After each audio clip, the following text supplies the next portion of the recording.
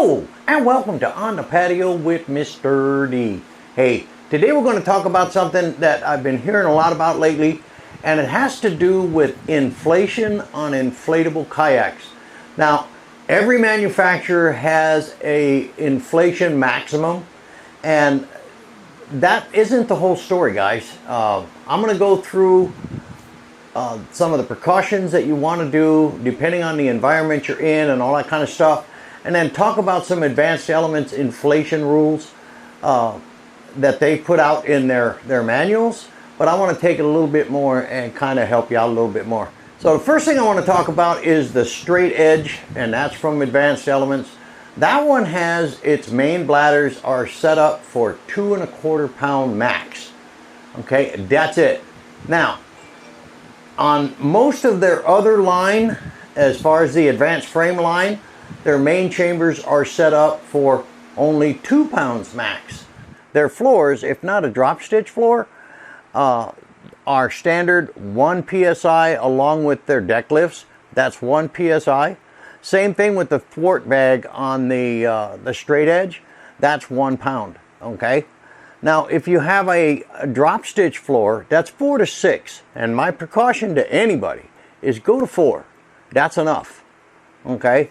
6 pounds, you're not allowing for heat expansion, and you could bust a seam that way.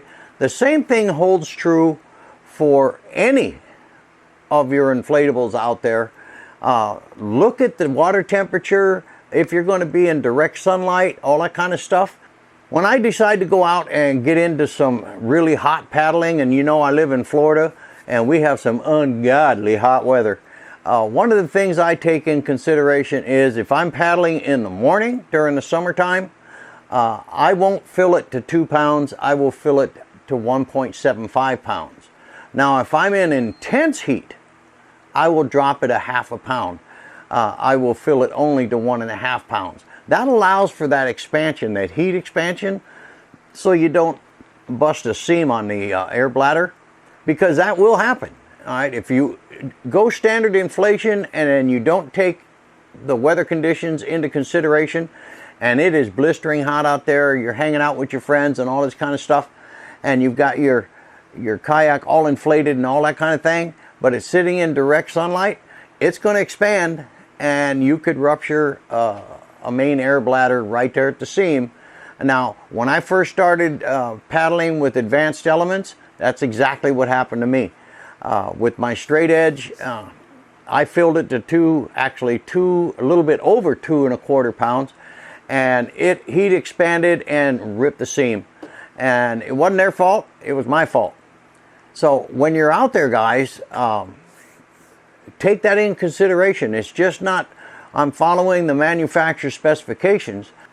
You'll also find in their manuals, they have a note normally below the inflation, and it'll say, note the weather conditions for which you're going to paddle in. Water temperature is one of them. If it's cold, it's going to contract. If it's hot, it's going to expand. And if you're in direct sunlight, I mean seriously direct hot sunlight, it's going to expand a lot. So take that under advisement, guys.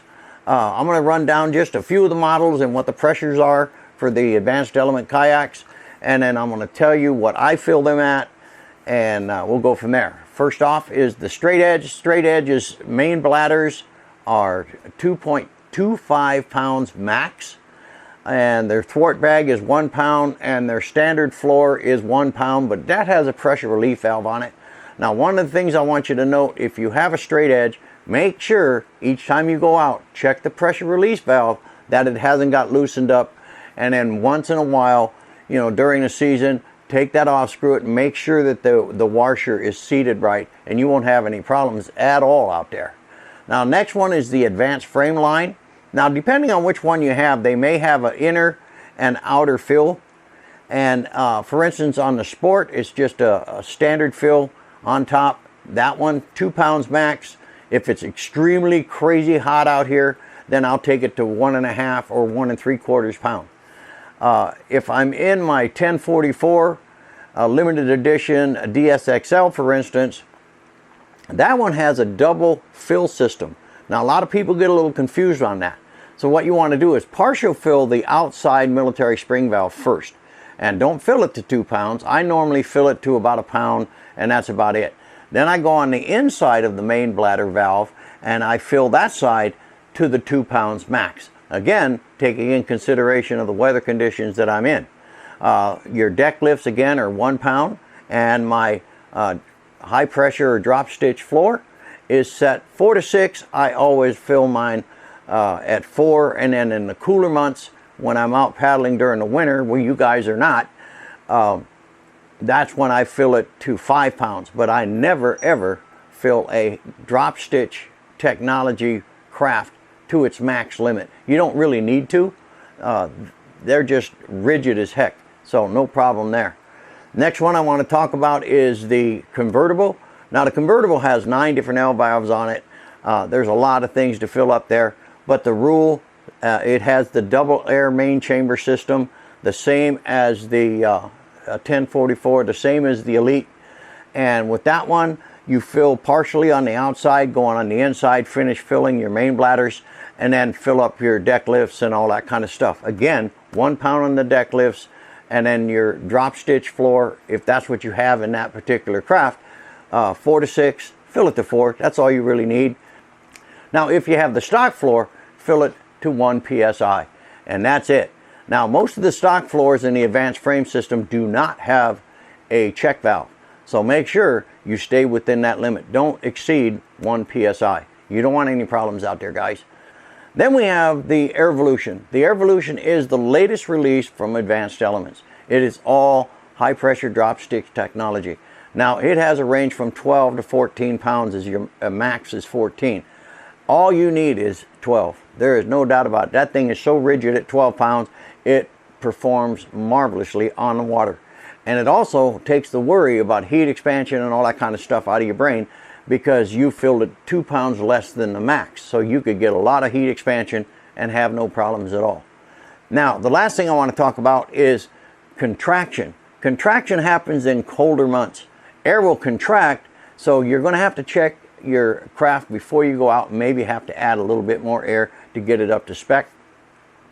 But you don't have to worry about heat expansion in the colder months. You just have to worry about cold contraction, and it really works well. Okay, here's my final comment on this particular item.